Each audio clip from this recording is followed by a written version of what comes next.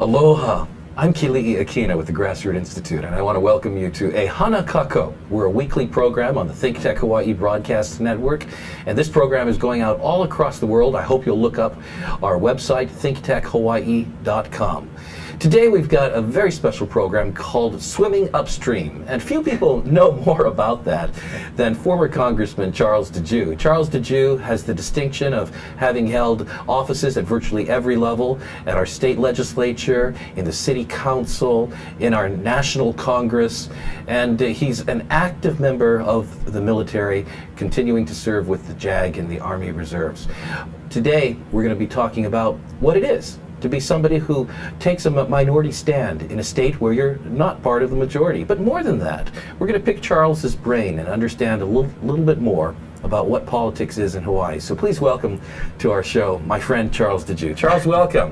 Thank you, Keli'i. Thank you very much for having me on your Well, you're an old hand at being interviewed. I mean, with all of the political offices you've held. Well, a little bit out of practice here, but no, I'm good, and thank you. I appreciate being on your show. I won't put you on the spot and ask you if you have any announcements for 2014 to make, but you know. Not yet. Not yet. That's very wise. But for those of you watching, maybe in the final segment. That's how I'm going to keep you on board here.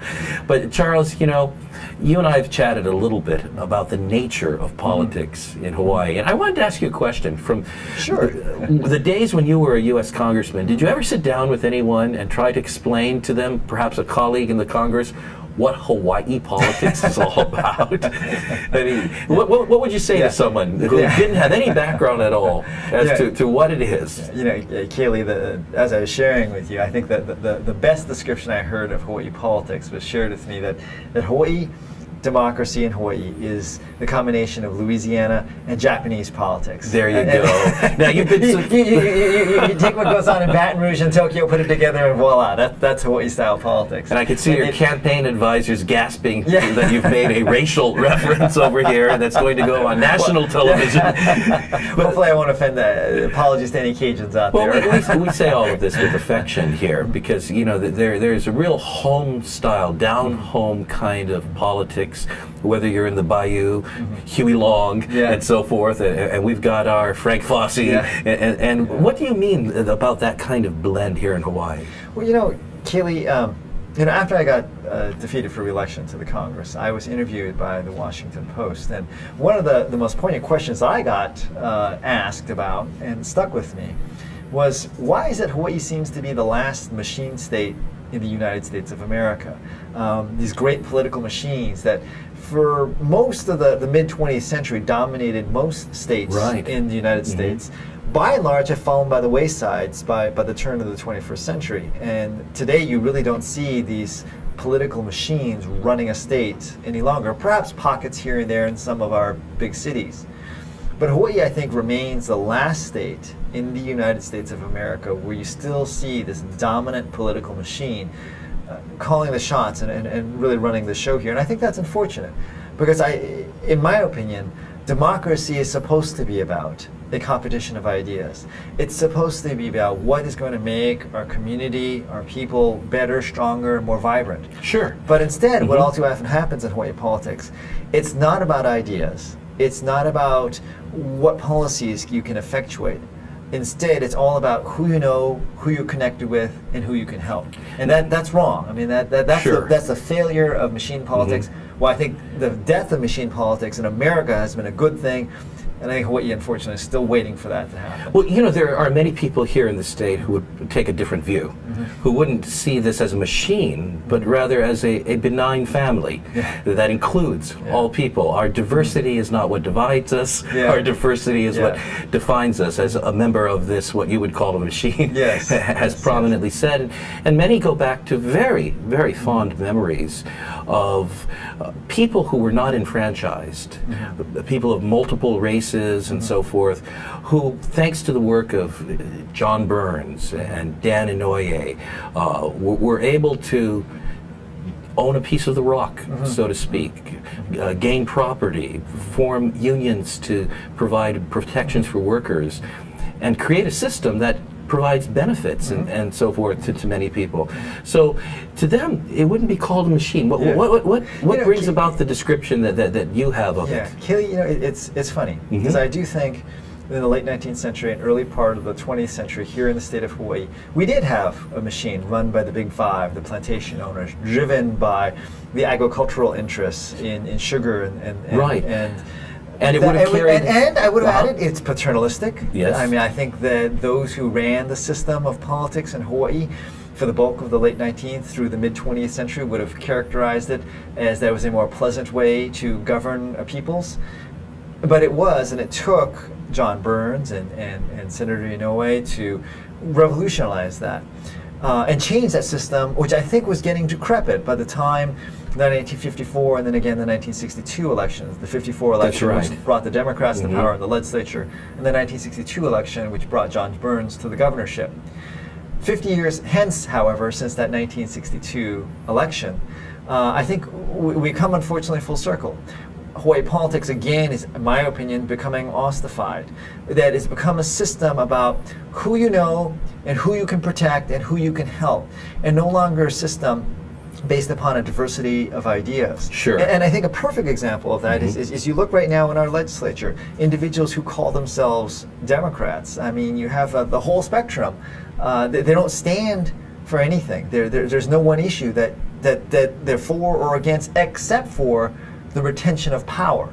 That power is the only thing that bonds this system together. And I think that's the classic definition of a political machine. Well, that's all about power and nothing about principles. Well, let me ask you. Well, it's very interesting you mentioned Beijing and the Communist Party. I have a colleague of mine with whom I've written several papers on human rights who got his degree here in the United States, but he's a full professor at Peking, at the People's University of China, the largest Marxist university.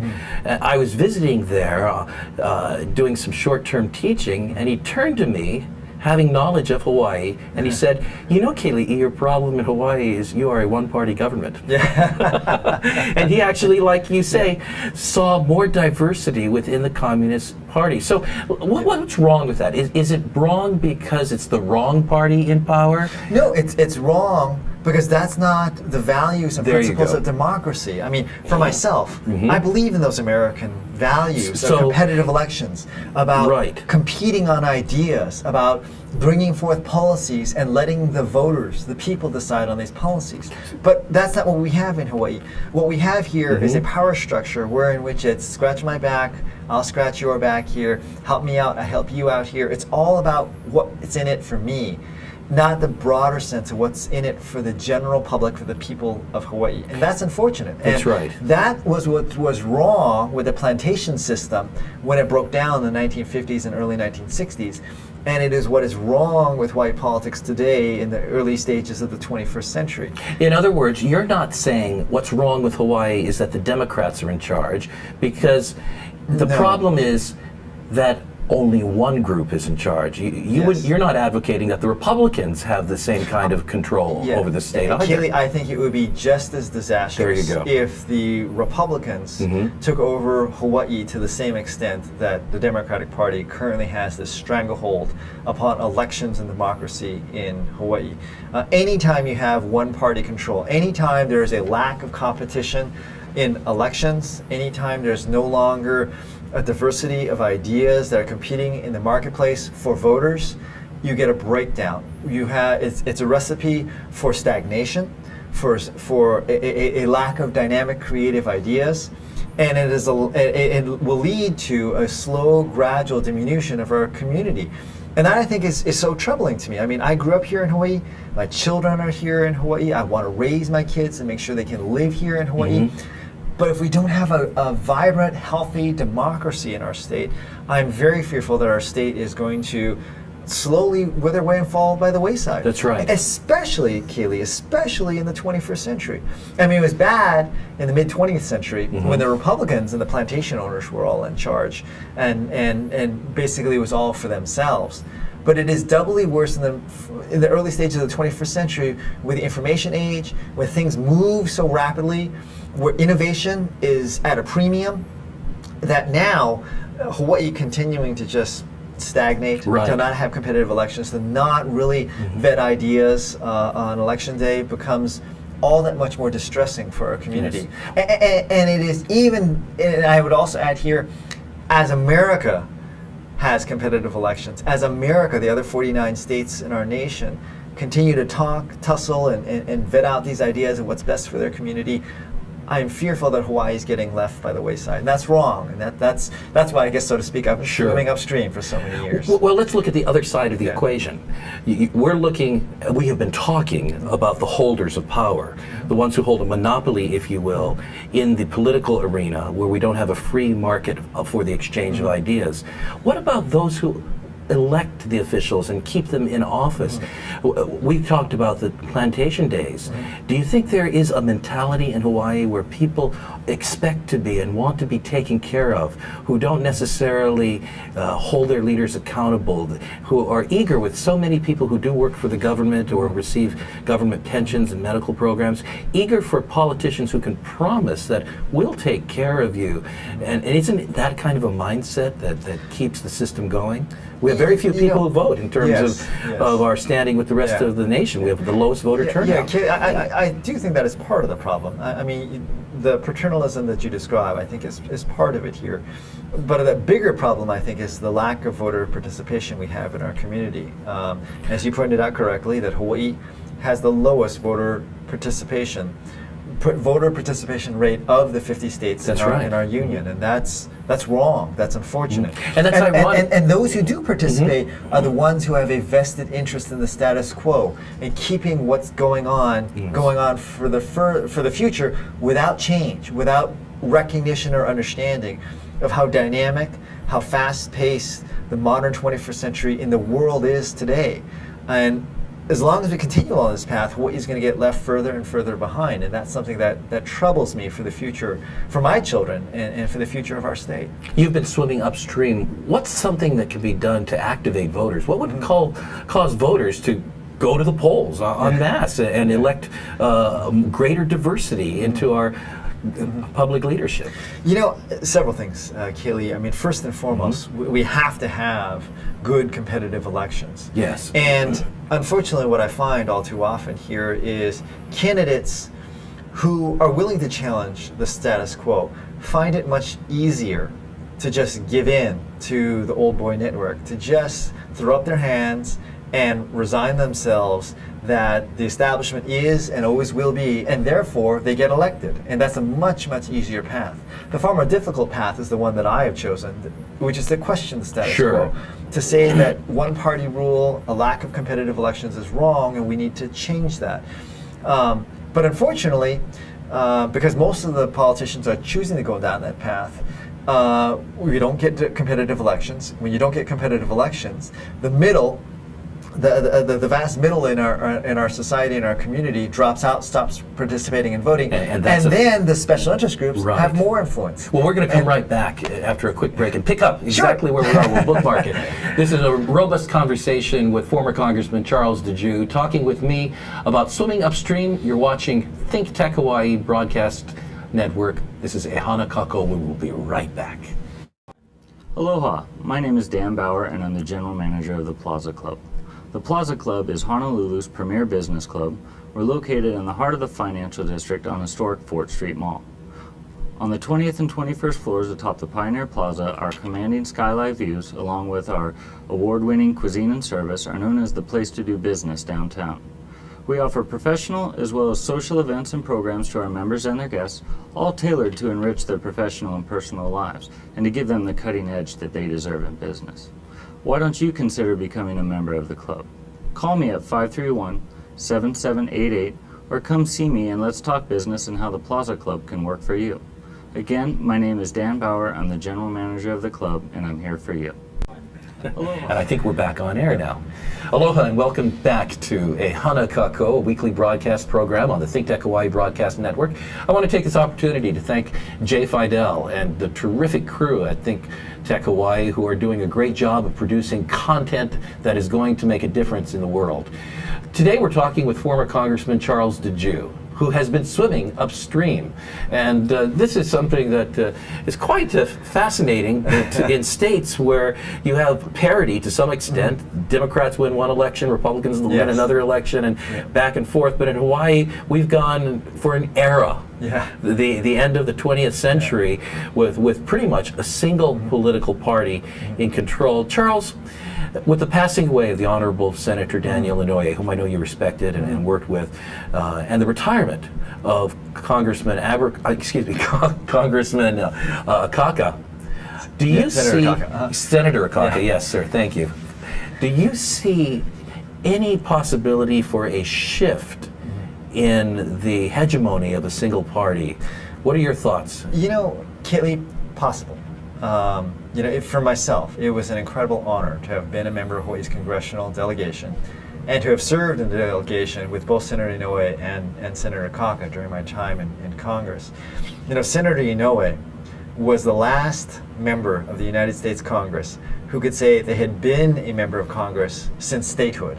Yes. No other member of Congress, the 100 senators and 435 congressmen, can say they've been in the Congress since their state became an American state. And Senator Inouye was the very last one. He's seen that entire era. Indeed, he has shaped it. Yes, yes. And for myself personally, you know, I am 43 years old. Until his passing away this past December, I have never known a time that there wasn't a Senator Daniel Inouye. Yes. And indeed, that is a statement the majority of Hawaii residents until this past December had never known a time that there wasn't a Senator Inouye. And I would include in that statement the President of the United States, who for his entire life, from the time of his birth, there's always been a Senator Inouye. And under his influence, we saw the birth of the Democratic Party as it is today. We saw the development of the unions. We saw the tremendous role the federal government and appropriations from the federal government for the military and other purposes plays. Every institution in Hawaii grew into its maturity under Senator Inouye. And, you know, Keli'i, I will give Senator Inouye an enormous amount of credit. I mean, he was part of that revolutionary class in 1954 when the Democrats took control of the Hawaii State Legislature. Followed up, of course, was election to the U.S. House in 1959, and then his election to the U.S. Senate in 1962 with John Burns, who we talked about a little earlier, when John Burns got elected governor in 1962. And these are shades of Catch a Wave by Tom Kaufman. That is such an insightful history of what took place. And he had those revolutionary ideas that I think were desperately needed in the middle of the 20th century, when I think Hawaii politics became so insular and ossified, a political system based around just a few select elite, around the big five plantation owners and the subsidiaries of those plantations. And I think Senator Inouye was an instrumental force in breaking that up, changing that, and changing Hawaii for the better. But I think now, today, in the 21st century, I think we again need to change the dynamic of Hawaii politics. What worked for our community in the middle of the 20th century doesn't, I think, continue to work today at the dawn of the 21st century. That we have replaced domination by the big five plantations with instead now today domination by the public employee unions, by the government bureaucracy, and by those with vested interest in the government doing something for them instead of the government doing things for the people.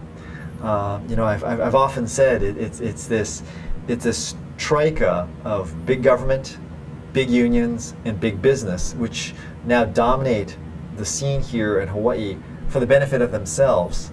And that's unfortunate, and that I think needs to be broken. And that's what really needs to change fundamentally in Hawaii politics. And with the passing of Senator Inouye, perhaps, I mean, hindsight's always 2020. So if you ask me this question 10 years from now, I can give you a much better answer.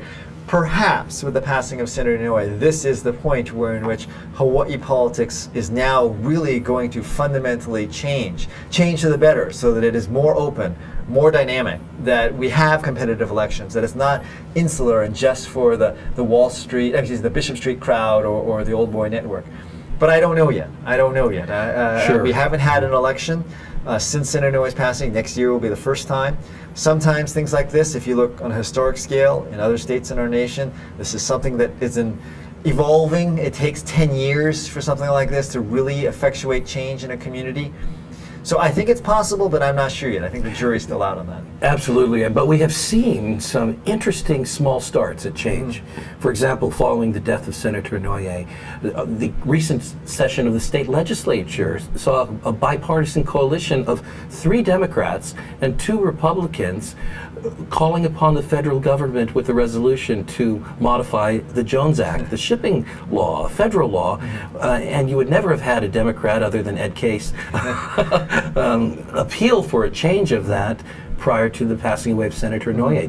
Do you think we'll see more of that, seeking new ground for some emerging Democrats who are moving away from the old boys party?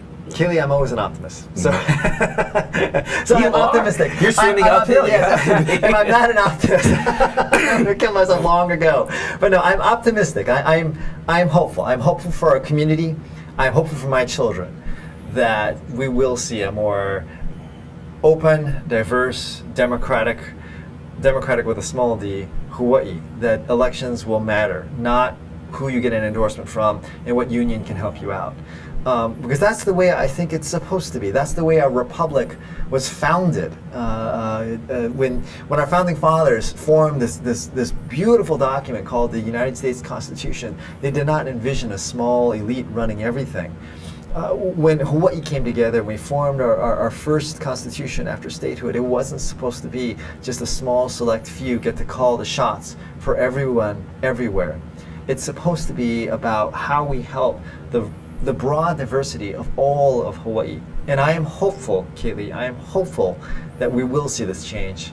I'm hopeful that I'll be able to see this change in my lifetime for my children. But it's going to take a lot of work. It's going to take a lot of people willing to stand up and say, hey, look, we don't want the 21st century to pass Hawaii by, and I'm willing to stand up and fight for a better future for our community. It's also possibly going to take a major shift in mindset.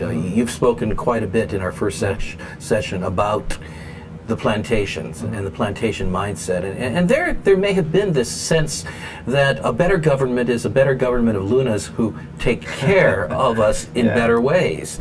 And that has given birth to the role that unions play, public worker unions and so forth. But there's a price to pay for that. I mean, we all know we've got about $25 billion of unfunded liabilities, and it may be a very sacrificial price. I'm just wondering if you see the possibility that we will have political leadership that's willing to champion very hard stands, sacrificial stands, in order to deal with the unfunded liabilities. You know, Keli'i, we do need to deal with that unfunded liabilities, but if I could digress for just a second here. 100 years ago, the reason the plantation owners were able to dominate Hawaii politics and why they could dominate Hawaii's economy was because they were the only game in town. There was no competition to sugar other than Hawaii for sugar production and sales in the United States. Of course, in the last 50 years, with the rise of sugar in Brazil, in the Philippines, and other parts of the world, sugar gradually died off. Now, today, in the modern 21st century here, we have this domination by a small, select few, principally in the unions and a few select businesses. 50 years ago, Hawaii, we were the only game in town with tourism. I mean, if you were a middle-class tourist from California and you wanted a nice, warm place that was safe, that accepted Americans, Hawaii was the only game in town. But today, in the modern 21st century, we see competition in the Caribbean, we see it in the Pacific. We're no longer the only game in town. And that competition, if we don't realize it, recognize it, change and adjust to it, that competition is going to start eating our lunch. Indeed, it already has. I mean, you can see that the competitive forces with the rise of the internet and the information technology age and era is transforming industries and economies all across the world, but Hawaii is not reacting to it. And that's what I'm fearful of for our community. That's what I'm fearful of for our children. And Keli'i, what I also want to explain to your viewers and to your listeners here is the other 49 states in our country do have some sort of natural competition in their governments. And let me explain. In the other 49 states in our country, it is very natural and it is very common for individuals to live in one state and work in another. That's right. That it's very common, say for example, to live in Northern Virginia but actually work in Southern Maryland, to live in Connecticut but work in New York City. And as a consequence of that here, the states have a natural level of competition between one another. That people, because they cross state lines on such a regular basis here, when one state does something particularly well, it automatically will draw in more business and commerce and growth away from its neighboring states. And if those neighboring states don't immediately improve their governments, they lose out. Hawaii, because of our physical location, because we're one of the two non-contiguous U.S. states, we're buffered a little bit by that competition, that natural competition between the American states. So as a consequence of that, Hawaii state government does not have as much of an incentive or pressure to constantly improve as the other 49 states in the United States of America have that constant pressure to always improve. And that's why it's incumbent upon us as the people of Hawaii to recognize, to realize, to understand these competitive pressures, to make our state better. Absolutely. Because if we don't, those other states and those other countries around the world are going to have our lunch. And that future that we all want for our community, for all of our children, is not going to be there. Well, I'm glad you talked about competition, because that's a fundamental value, something for which we stand at Grassroots Institute, freer markets with greater competition. Because we all know that when you suspend competition, you allow only a few to prosper, and we don't improve. And isn't that what has happened ultimately in Detroit? Isn't that what happened earlier when we protected our automotive industry? And when we come back after a short break, we'll talk about shipping, what happens when there's very little competition in shipping. And part of introducing more competition between Hawaii and the rest of the world is also being competitive locally. When you were talking about not being able to compete externally, I also thought internally, a farmer can't simply load up his goods in Hilo, catch a ferry in his van, drive to Oahu, sell them there, and then come back, because there's only really one way to do commerce between the islands. And those are some of the practices that have to change. And I think that you've got some prescriptions for them. What would you do to increase competitiveness in the economy of Hawaii? Well, in 2 minutes or less, yeah. Well, Keli'i, I think our government here in Hawaii is too large. It regulates too much and extracts too much from our economy. And when things are going well, we're not pressured to change. I think we don't support our small businesses sufficiently enough. I believe that today, 50 years ago, the majority of new jobs were created by big companies. Indeed, 50, 60 years ago, if the governor of the territory of Hawaii or John Burns, the first governor of Hawaii, wanted to create 500 new jobs, well, go to each of the big 5 plantation owners and say, hey, look, go hire 100 more people, and there you go, you got your new jobs. Today, in the modern 21st century, it's not going to be 4 or 5 big firms hiring 100, 200 people each. It's going to be 400 or 500 small firms, each hiring 1 or 2 new employees. But our government in Hawaii still is stuck with the mentality of big business, big unions, and big government. We're becoming an anachronism. We're not paying attention enough to entrepreneurs, to small business growth, and job creation. Well, that's definitely going to be part of the very first prescription in order to create competitiveness, and that is to support small businesses. We're going to be right back after a short break on E Hana Kako on the ThinkTech Hawaii Broadcast Network. We'll be back with Charles Djou. I'm Keli'i Akina. Aloha. Aloha, this is Jay Fidel. ThinkTech and the Hawaii Venture Capital Association put on monthly luncheon panel programs at the Plaza Club here in Pioneer Plaza. Our program this time is on September 26th. It's called Solar in Hawaii. We're going to examine the solar industry and see what's in it for the long haul. We have a great panel, great moderator. We'll be sending out email on this. If you want to be in our email list to receive the details, check out thinktechhawaii.com. In any event, you can sign up for the program at hvca.org. Thanks. See you there. This is Jay Fidel. Mahalo. Aloha and welcome back to E Hana Kako, a weekly broadcast program sponsored by Grassroots Institute of Hawaii on the ThinkTech Hawaii Broadcast Network. I'm Keli'i Akina. Today we're talking about swimming upstream with Charles Djou. And one of the fascinating topics we closed the last portion of our show on is the importance of a competitive environment here in Hawaii for businesses.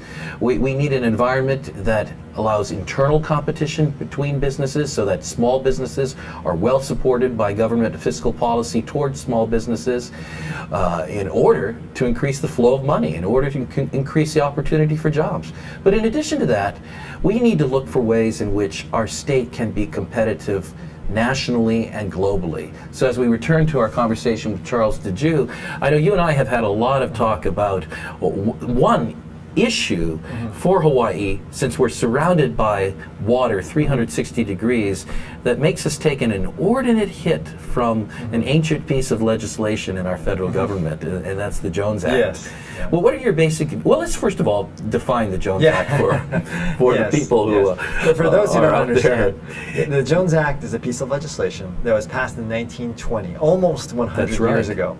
It states that any shipping from one U.S. port to another U.S. port must be done on a U.S.-built vessel crewed with an American crew, owned and operated by an American company. The original intention of the Jones Act was for, say, shipping on the Great Lakes or up and down the Mississippi River. That if you're shipping between New Orleans and St. Louis, Sure. or perhaps between Milwaukee and Chicago, we only wanted American ships doing that shipping. When the Jones Act was passed in 1920, there were no non-contiguous U.S. states. The Jones Act never contemplated a state of Hawaii that was not physically connected to the other U.S. states.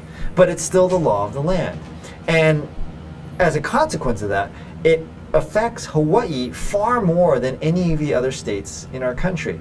As shipping has become far more international, as shipping today from U.S. port to U.S. port has become a very competitive industry, Hawaii is hamstrung that our shipping can only be from one source. And we have basically monopoly shipping, and as a consequence, monopoly shipping prices affecting us in Hawaii.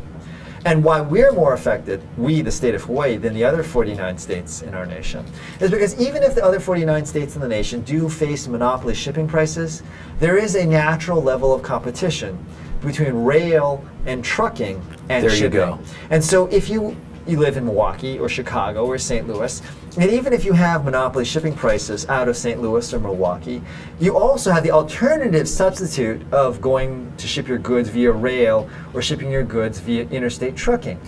Hawaii, on the other hand, I mean, I know the rail is a big controversial issue in Hawaii, but nobody's proposing the rail to go from Honolulu to Los Angeles. We don't have interstate rail and we don't have interstate trucking.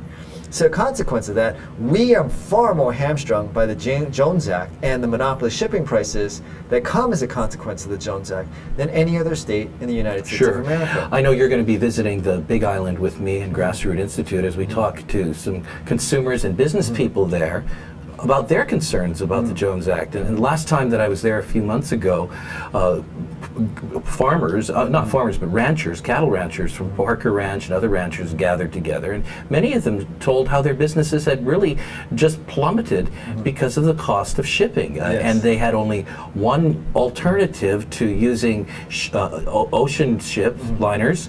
They had to fly, and the costs of flying cows, as well as the comfort level, was not that high. So we really do suffer because of the lack of alternatives in a way that another state doesn't suffer. Now, don't we also suffer because so much of what we have to bring in has to be shipped? And how does that affect our prices? What happens with monopoly shipping, monopoly shipping prices, is it gets built into this so-called price of paradise for all of us in Hawaii. Amongst the multitude of reasons why it is so expensive to live in Hawaii is because so much of our goods and products here in Hawaii have to be shipped in here, and there's no alternative for rail or for trucking. That those shipping prices affect our underlying consumer prices, and thereby affect the quality of life for people here in Hawaii. And Keli'i, actually, you touched on aviation, and actually, that is a good example of how and why we should reform this, because aviation used to also be where in which only American carriers can fly from U.S. city to U.S. city on an American-built airline crewed by American crews. But today we see international airlines. You can fly on an Airbus built in Europe from Honolulu to Los Angeles or San Francisco or Denver, and nobody gives a second thought. That's right.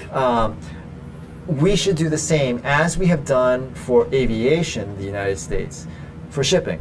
And our state is far more affected by that shipping than any other state in the United States. Right. In fact, if it weren't for the aviation right now, for being able to transport goods via planes, we wouldn't be able to be competitive at all globally. Yes. And yet it doesn't seem to have harmed us in terms of national security, which is what I want to ask you about. Yes. Very often, those who oppose any reform to the Jones Act say that we need to keep it exactly as it is in order to be able to mobilize merchant marine ships and vessels and personnel in time of war. And if we don't have that capacity, we're at a disadvantage, and therefore the Jones Act should stay the way it is for our national security. Now, you've been a congressman and you also are in the military. What are your thoughts about that?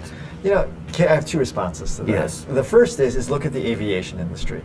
Again, with aviation, where today you can fly on a European-built Airbus on Hawaiian Airlines to go from Honolulu to Las Vegas, just as easily as you could fly on a Boeing-built airplane built in Seattle from Honolulu to Los Angeles or Las Vegas. It hasn't crippled our national security. I so similarly think the Jones Act, reforming it, would not cripple national security.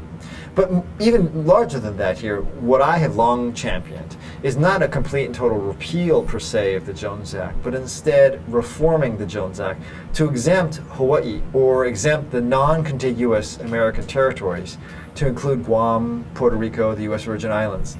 That those areas that are not physically connected to the continental mainland, they don't have to, the Jones Act doesn't apply. And I think that's the most reasonable reform, because if you truly are concerned about national security, just taking out Hawaii or Hawaii and Puerto Rico and Guam, it'll be such a tiny, tiny fraction of the overall shipping industry here.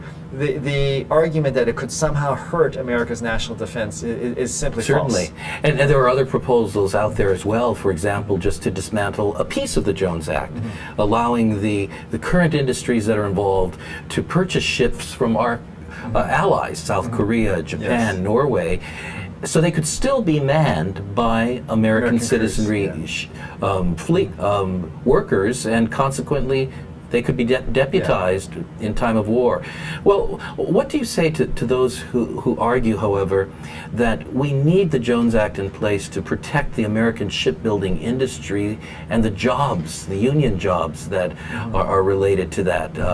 In our last election cycle, 2012, one of the candidates for U.S. Congress who was successful shared with some union workers that we needed to keep the Jones Act intact, otherwise unions would lose jobs. What are your thoughts on that? The counter argument to that, Keli'i, is very simple. We're losing jobs here in Hawaii, in our community, because of the incredible high cost of living. And arguing to keeping an anachronistic law that is nearly 100 years old, that never contemplated a non-contiguous American state, merely to protect the few union jobs, isn't the right way to think about things. The better way to think about these is what is in the best interest for the people of Hawaii. And if we can reduce the cost of living for all people here in Hawaii, not just protect a very small, select, narrow few in union-protected jobs, that's the better policy, and that's what I support. Well, very good. Well, we're going to have to take a quick break, and when we come back, though, I think we could say a couple of other things about the union jobs as well. It's not necessarily the case that modifying the Jones Act will even harm union jobs, as you and I have discussed before. I'm talking with former Congressman Charles Djou. I'm Keli'i Akina, president of Grassroot Institute. And we'll be right back for our final segment of Ehana Kako on the ThinkTech Hawaii Broadcast Network right after this.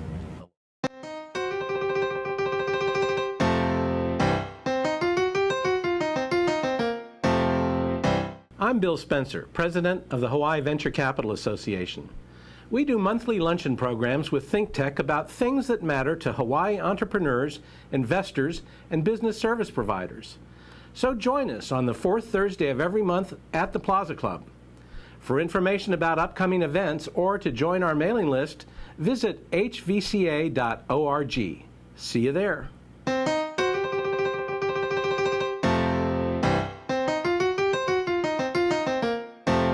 think you've got a great idea over here. We're back. I'm Keli'i Akina with the Grassroots Institute with my guest, former Congressman Charles Djou, and we're talking about swimming upstream. In other words, something that he has done politically here. He's maybe not done doing it politically here in Hawaii, and before we end, I think I'll ask him about that. But first, we're recapping our conversation about the Jones Act. And Charles, you know, one of the things that would make sense logically, and tell me if I'm wrong over here, that since the Jones Act has in a sense created an artificial scarcity of ships, and that we have only 1, 2, or 3 in port in Honolulu on any given day, whereas Singapore may have 80, wouldn't we actually get more ships in port? We don't need 80 necessarily, but if we just doubled the number of ships from 3 to 6 or whatever it may be, wouldn't that help to ensure the need for union jobs? Yes, actually, stevedores, longshoremen? Actually, that's one of the greatest ironies for those who oppose any form of reform, those who want to maintain a century-old status quo and be completely ignorant to the modern economy of the 21st century. And that is, I think if we were to reform it and we got more shipping in Hawaii, we actually probably would enhance and increase the number of unionized jobs of longshoremen here in our own community, in our state. All the more reason why I think reforming this act makes sense. And you know, Keli'i, one of the great problems of reforming the Jones Act, and I think it's just a small microcosm of a much larger issue of trying to reform government and politics in Hawaii as a whole, is that this is a classic piece of protectionist legislation, like so much legislation that goes on here in the state of Hawaii, that a very small, narrow few benefit enormously from this legislation at the expense of the vast majority of the population. And the vast majority of this population, it only costs them just a little bit. You don't notice it on a day-to-day basis here, but over time, cumulatively, that adds to the cost of living here in the state of Hawaii. It makes it so much more difficult for families to grow up, to stay, and be sustained here in Hawaii. And this Jones Act is just one example of a multitude of pieces of legislation that is crying out for reform in the Hawaii political system and the Hawaii political process. And that's what I've stood and challenged and questioned throughout my political career. And that brings us full circle in our discussion, because we started talking about what happens when there is pretty much a single party in power and the goal becomes to maintain that power base. So that's why reform of the Jones Act would make sense logically, would make sense economically, and would not be harmful to our national defense or our employment, but it doesn't take place because there are powers that be, a narrow group of people who benefit. So the question is this: how do we bring about change? And what I want to tell our viewers is that Charles has been very, very helpful to us at Grassroots Institute, jumping on board our campaign to bring together all parties who are working to shift the tide on the Jones Act, even if they may not have the same solutions in mind. And you've been an articulate champion of that with us, and I appreciate that. What are some of the steps that we can take to bring about change? Well, ultimately, Keli'i, to bring about change, you need to change the elected leadership here in our state. You can't just continue to elect the same people over and over and over again in our congressional delegation, in our state legislature, and expect reform and expect change. If you want, as I want, a dynamic economy that's forward-looking, that's concerned about the future of my children, your children, and what Hawaii's going to look like in the 21st century, we got to change up the leadership in our state. And to do that, of course, ultimately, it's on election day. It's with and by and through elections. And that's why it's so important to make sure, at a minimum, you vote. And with the lowest voter participation rate in the nation, that's why it's doubly tragic here in Hawaii that people aren't voting, that they're not participating. Now, how are voters going to know about voting for people who promote change and actually be persuaded, since huge amounts of money come from those who support the Jones Act and go into the campaign coffers of certain candidates, which results in a huge amount of media and support for them? In this kind of cycle of the relationship between money coming from the lobby to the candidates campaigning through media, how in the world do we raise up an educated and activist voters who can bring about change? Keli'i, you just described the democratic machine in Hawaii. I would only add in here, not only is it the money, but it's the manpower from the unions. Yes. And it's not just the Jones Act, for whatever vested interest there may be. And you hit on a little bit earlier the unfunded pension liabilities we have from the public employee unions. There's such a vested interest in maintaining the status quo, an interest that funnels money to selected candidates to maintain the status quo, that funnels in bodies for manpower through the unions, that it becomes and seems almost impregnable and impossible to crack and break that machine to get the dynamic elections that I think we need. But I would tell you, Keli'i, I bet you in 1953 it looked exactly the same way. My guess is that in 1953, people probably were sitting around, maybe not on ThinkTech, but in a program perhaps similar. Called a radio. Yeah, maybe a radio. A wireless. Yes. And they probably would say the exact same thing. How do you reform Hawaii? How do we bring Hawaii into the 21st century with so much control by the Big Five, by the small power brokers who control all the levers of our economy, and that there doesn't seem to be any sort of way to break, diversify, and improve Hawaii? I would say just as it looked in the middle of the 21st century is now what it looks like in the early 21st century here in Hawaii. And it takes good candidates. It takes candidates willing to stand up and challenge the status quo. And it requires average voters to get up and say, we cannot maintain the status quo. There you go. What has been good 50 years ago might not necessarily still be good today and for the future for my children. And it requires people to get up and say, not just I'm going to vote, but I'm going to get out there and I'm going to talk to my family, my friends, and my neighbors. Because with only less than 40% of the people voting, there's still the vast majority that's not voting. That vast majority can very easily overcome and change the status quo that we see in Hawaii politics today. You know, you're talking about a time back in the 1950s through the 60s when there were heroes. There were courageous individuals. We honor them and revere them as we look back. John Burns, Dan Inouye, and others who were able to bring the people along. They offered themselves as candidates with a vision, and they were able to inspire a mass of common people to rise up and go to the polls and give Hawaii the highest voter turnout in the nation back at statehood. Do you think that is possible again? You know, Keli'i, again, I say hope springs eternal. I do think that is possible again. Now, is that going to happen in the 2014 election?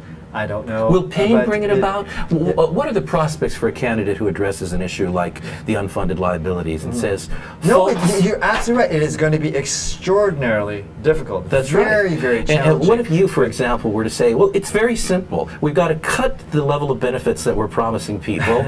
We've got to end this increase of medical and pension benefits. We've got to make sure that we don't give any out until we've actually paid for going forward. And maybe even our taxes might have to pay off the debt.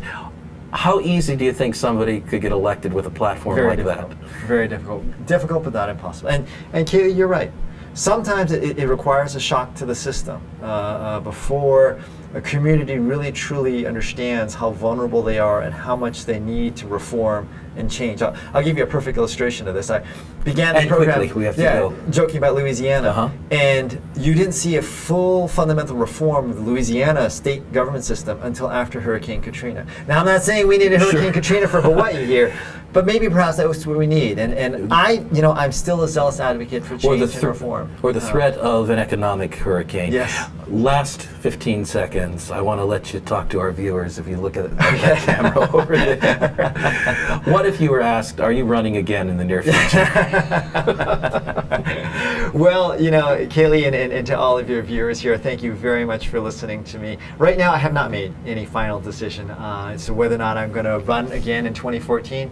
I do think I'll probably be a candidate sometime in the future, but my wife and I are still considering our options of whether or not we run for public office in 2014. But I still plan to be a fully engaged citizen in our community and still intend to be a very zealous advocate for the much needed reform and change in the state of Hawaii.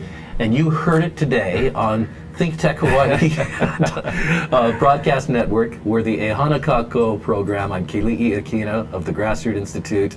I want to say thanks to my guest, former Congressman Charles Djou, still swimming upstream. Thanks, Charles. Thanks so much, Keli'i. Great show, great program. Thank you. Appreciate all your insights and Yeah, your no, values. do it again. Yes, let's do it again and again. We'll keep swimming upstream. Yeah, great. Thank you for having Very me. good. Yeah. And Jay Fidel, you and your team have done just a terrific job. We appreciate you. You're no ka'oi. Yeah. No ka'oi, #1 here in Hawaii. Great.